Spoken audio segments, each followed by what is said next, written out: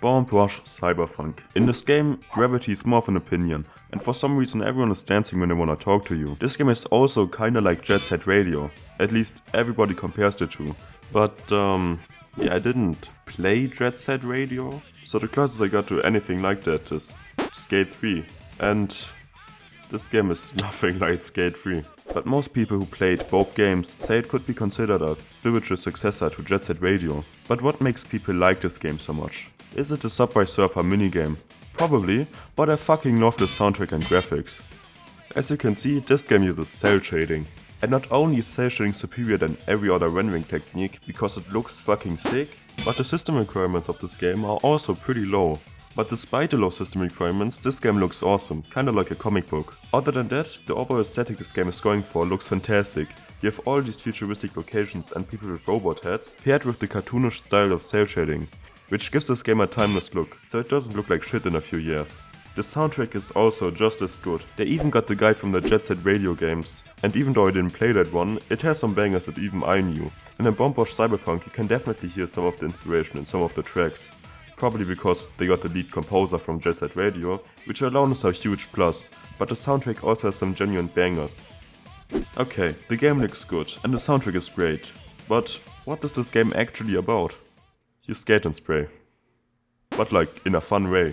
You have combos that you can do on roller skates, skateboard or BMX, which alone is pretty fun, even though they're mechanically almost the same, but it does have some depth, like tricks, wall rides, your boost back in combination with tricks, and the manual, that is kinda like the one from the Tony Hawk games, meaning that you can keep your combo if you touch the ground, just without a balance meter. And there are also some things I haven't seen before, like the option to lean into a corner while grinding on a rail, which gives you a multiplier. And I think that's a great mechanic, with the only thing I didn't like about it being that you can only grind into a corner once per combo if you want to get a multiplier, which limits the numbers of multipliers that you can get to the number of corners the area has. But some people made the point that it encourages exploration, which is a fair point, but after a while you explore everything there is to explore. A way to fix this would be to maybe make it so that if you grind into a corner X amount of times, it resets the first corner. So for example, if you grind into 10 corners, the first corner you grinded on can give you another multiplier. But I'm not super experienced with this type of game, and if it has some downsides I'm not thinking of. But when I said fixing, I don't think it needs fixing, because I'm pretty sure it was an active decision Team Reptile made, so you could say it's a small nitpick or a personal preference. It's not really that important. But another thing about this game is, it's really easy. First of all the combos, you never lose them. After you play the game for a few hours and somewhat learn the ropes, like how to refresh your slide meter or how to use your boost pack, you just drive around mindlessly without having to worry about anything like a balance meter or something.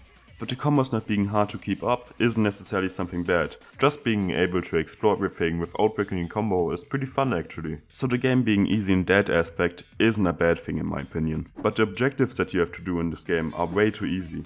But I haven't even talked about them, so let me explain it first. To progress in this game, you have to go to a new area, spray over the graffiti of another gang. They usually don't like that, so they challenge you to small challenges that are also very easy. After you made all challenges, a crew battle starts, where the gang that can get the highest score after 2 minutes wins, and they are way too easy. It was never close, I never almost lost it. And I'm not saying they should make it like a Dark Souls boss fight, where they completely destroy you, but man, at least like at the end of the game, make it a bit harder. Or just add a difficulty setting, because there's no difficulty in this game. You can't change it. Okay, got a bit off track, because I wanna talk about the movement for a bit. I've mentioned the boost pack a few times, but I never really explained it. The boost pack can be used as a small dash or as a boost.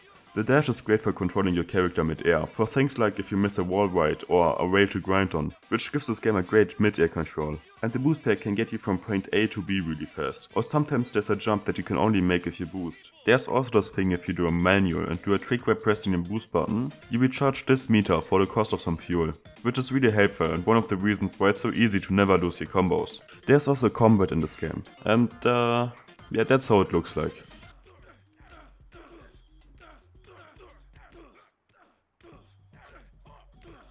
Yeah, it's not that incredible. But the boss fights are fun. Some of them. But in general, the combat is a nice addition, even though it's not that deep. Okay, I had way more things I wanted to talk about, but to make it short, I think this game is a great game. even though I ranted about the difficulty for a bit, I think the title's spiritual successor does this game justice. Because from what I've heard, if Jet Set Radio were to release today, this is how it should be. And even though I didn't play that one, I completely agree. I even had a friend think I was playing Jet Set Radio while I was recording footage for this video. And even if you don't know Jet Set Radio, because I didn't, it's still fun and you can still play it. And by the way, the video's about to end, so maybe consider liking the video. I'm alright if you don't, but do these numbers seem familiar to you?